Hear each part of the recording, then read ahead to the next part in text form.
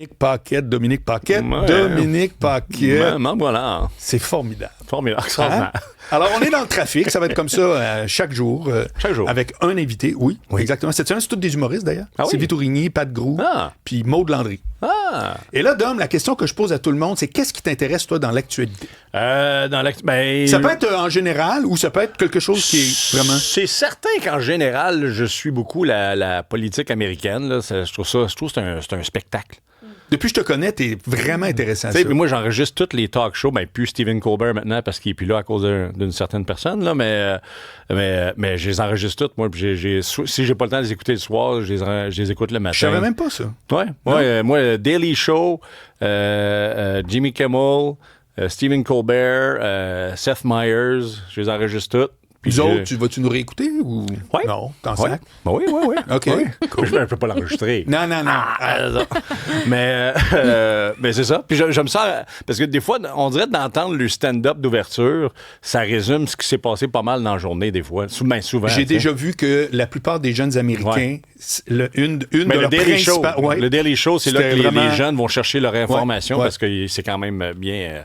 c'est un bon show, puis ça résume bien, puis c'est humoristique, fait que ça rend l'affaire plus... C'est plus léger, mettons, là, tu sais. Alors, je te pose une question concernant la politique américaine. Est-ce que tout comme moi, t'es rendu que Donald Trump, il parle, puis ça n'a plus du tout l'impact que ça avait?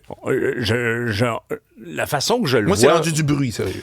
Oui, sauf qu'il y a encore de l'impact. Non, je te juge pas. Absolument. Oui. Mais tu sais, avant, c'était quelque chose, je trouvais, qui était d'intérêt. Oui. Puis là, c'est comme genre parce qu'il y en a tellement. Il se passe, tu sais, à tous les jours, il fait quelque chose de gros qui fait que, tu sais, à un moment donné, quand il a attaqué le Venezuela, après ça, il parlait d'attaquer, pas le Danemark. Le Groenland. Le Groenland.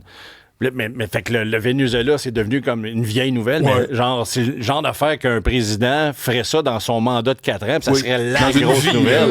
Là, 2 semaines après, on s'en souvient même plus. On a ramassé le président, mais...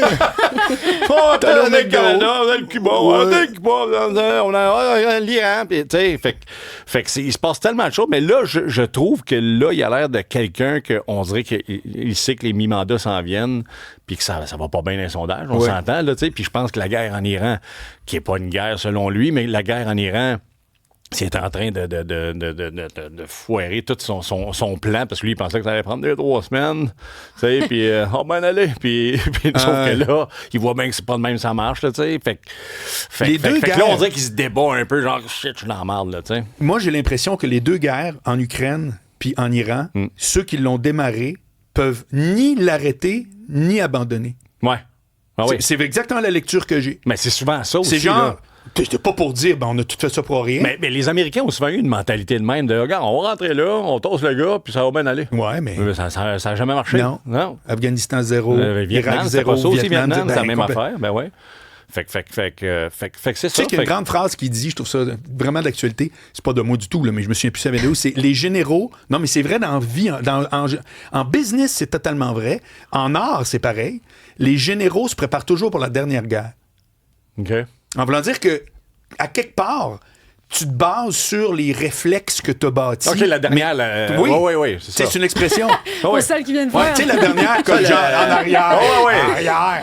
Non, moi, je pensais à la dernière qui s'en vient. La dernière qui s'en vient. La dernière qui s'en vient. Oui, c'est ça. Très fort. Ouais. Bref. Non, mais, mettons qu'il y a un 7e match dans les séries, là. Oui. Le dernier match s'en vient. Oui. Voilà. C'est vrai. Fait que là, je pensais que tu voulais dire ça, la dernière guerre. Je comprends. Comme, si la dernière guerre, je vais être prêt pour cette dernière guerre. Très fort. Tu pourrais utiliser ça pour le début de ton show la prochaine fois, tu sais, pour rehausser le niveau, là. Oui. Ah oui, c'est ça. C'est ça. Fait que c'est pas si dans le champ que ça, mon affaire, là. Pas du tout. Mais oui, je comprends, c'est vrai. Surtout que même dans l'achat d'armement, présentement, tu sais, ils disent c'est pas le Canada qui est en train d'acheter des F, je sais pas trop quoi. C'est des Gripen de Saab. Ben, c'est ce que j'allais dire. C'est ce que j'allais dire, mais F-35 qui est Gripen. Ouais. F-35 qui est Gripen. Exact. Sauf qu'en même temps, les gens disent de plus en plus que c'est comme quasiment dépassé des jets de guerre parce que maintenant, c'est place au drone. C'est fou, c'est malade. Plus d'humains qui pilotent ça à distance. Ouais. Fait c'est une bonne dépense. C'est comme Trump qui parlait d'acheter je sais pas combien de navires de guerre, puis le kit, puis là, ils disent tout, ben non, mais c'est parce que c'est out un peu, ça là. C'est une méchante il avait montré une maquette à son nom, le Donald Trump. On est surpris quand même. Oui, quand même. Toi, son nom, j'aurais pas cru. Moi, j'ai mis cette semaine la piscine aussi, là, qui monte à côté des plus grands buildings au monde, mais c'est juste des buildings américains. Oui. Ils parlent pas du monde, non. Mais est-ce que ta vision... À Dubaï, Who cares? C'est un genre de grand cure-dent. C'est exagéré. Fake news, le building à Dubaï. Non, mais vu que tu le suis depuis le début, est-ce que ta vision de lui a changé entre ces 2 mandats? Est-ce que tu t'es... Non, je trouve juste que là, il y a plus d'impact parce qu'il y a plus de pouvoir. La première fois qu'il était au pouvoir, il n'y avait pas la majorité, il n'y avait pas les 3 paliers. Puis là, l'affaire, c'est que les 3 branches du gouvernement américain, il était en charge des 3, puis il a mis du monde qui, tu sais, le côté juridique, là, il a nommé son ancien avocat, là, il est en train de le nommer, tout ça, c'est comme... Fait que là, il est en charge des 3. Fait que même si, aux États-Unis, ils disent qu'à cause qu'il y a 3 branches, ça nous pad, fait qu'un président ne peut pas devenir un roi, dans le fond, parce qu'il y a les 2 autres branches qui peuvent le bloquer, sauf que là, il est en charge des 3, puis il a mis des gens, des yes men en charge, fait que c'est comme s'il était un roi un peu, là, de la façon qu'il agit, mais il y a quand même des... Il n'y a pas le full pouvoir, là, mais c'est ça. Fait que c'est ça. Fait que je trouve que là, il fait plus peur dans le 2e mandat que dans le premier. Mettons, il y a plus d'impact. Là, c'est vrai. Puis ils nous avaient averti de ça, les experts, au début. Je me rappelle en parlant du règne de Trump, en disant, là, regardez ce qu'il fait. Un aspect de vengeance. Ben, en fait, le fait que au 2e mandat, s'il y en avait un, ben ce serait un mandat encore plus terrible, selon. Juste ce qu'il a fait avec ICE puis tout ça, il n'aurait pas pu faire ça au premier mandat, là, mais là, il y avait full pin. Mais tu trouves pas qu'on en parle trop de Trump? J'ai souvent entendu cette critique-là au Québec, comme quoi les médias, nous-mêmes, on abuse la machine en parlant tout le temps. Peut-être si on en parlait moins, ça y fermerait le clapet un peu, sauf qu'en même temps, il fait tellement des affaires qui sont énormes que tu peux pas en parler. Tu peux pas juste faire comme, OK, il a attaqué le Venezuela. Maintenant, au sport, c'est une nouvelle qui mérite une fois que t'en parles, t'as raison. C'est ça, tu sais. C'est des affaires qui nous touchent aussi. Là, je parle juste des droits de douane. Ça nous touche directement ici. Là. Les douanes, le pétrole, présentement. Toi, tu as une Tesla. J'ai un char électrique, oui. Ouais. Puis la différence par mois, parce que tu voyages, tu fais des shows. Ça peut être combien? Tu peux passer de combien à combien? Ça fait depuis 2017 que j'ai un char électrique, fait que c'est dur à dire. Je sais même pas, il est à combien le gaz? Il est à combien le gaz? Là? Il est à 1,80 quelques à Montréal. Mais, mais OK, ouais, non, c'est sûr. Mais honnêtement, je sais même plus combien ça dépense un char à gaz et tout, fait que je pourrais pas dire. Moi, j'en ai loué un, regarde. J'en ai loué un pour aller voir ma mère. À Québec, mettons. C'est ça, c'est exactement ce que j'ai fait. Ouais. C'est un Elantra. Elle était flambant neuve, il y a même des décalques dessus, là, encore. Là, OK, ouais. Puis ça coûtait précisément aller-retour. J'étais très surpris avec un prix d'essence cher. 50 balles. Aller-retour. Ça fait 2 fois que je loue des Elantra. Oui, mais aller-retour. Mais je sais, mais c'est pour ça que je t'ai étonné. Oui, c'est crime. J'en reviens pas, comme ça boit pas. 50 piastres. C'est sûr. Ah ben là, tu défais le mythe selon quoi les voitures à essence coûtent bien trop cher. En tout cas, le mythe, c'est qu'une Elantra de Hyundai, je peux vous dire de quoi, à essence, 0 hybride, 0 rien. Là. Moi, je suis au électrique présentement. Là. C'est plus par principe, dans le sens que moi, ça me gossait de voir les compagnies de pétrole. On monte de 20 cents. Fait que c'est ça, là. Ça a monté de 20 cents. OK, mais pourquoi? Ça a monté de 20 cents. Puis il n'y a aucune justification. Non. Je me souviens, à un moment donné, c'est-tu l'hiver passé, l'autre d'avant, qui parlait de... Le gaz avait monté avant l'hiver. Puis on dit, non, mais c'est parce que dans le pétrole, l'hiver, il faut mettre un additif dedans, puis tu la quittes. Oui, mais vous le mettiez il y a 15 ans aussi, cet additif-là, dans le sens que c'est pas nouveau de cette année.